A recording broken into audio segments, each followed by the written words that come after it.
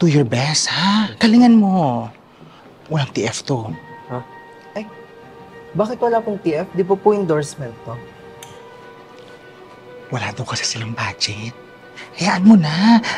Lalabas naman yung mukha mo sa billboards and magazine. Hindi ka nalugi doon.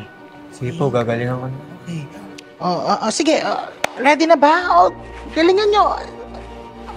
Do your best. Aura na. Sarapan nyo dyan. Dali eh. Kunan mo na to. Jack. Sure.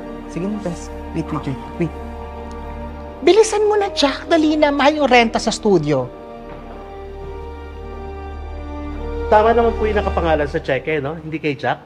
Yes, Limuel de Munoz. Okay, thank you. Thank you.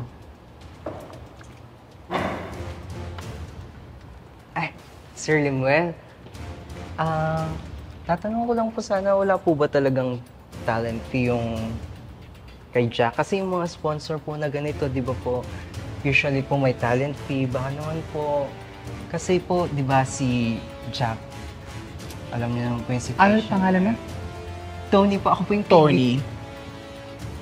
Narinig mo sabi ko kanina, di ba?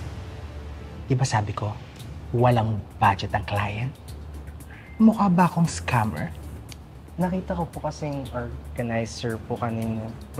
Alam mo ikaw, masyado kang pakailamero.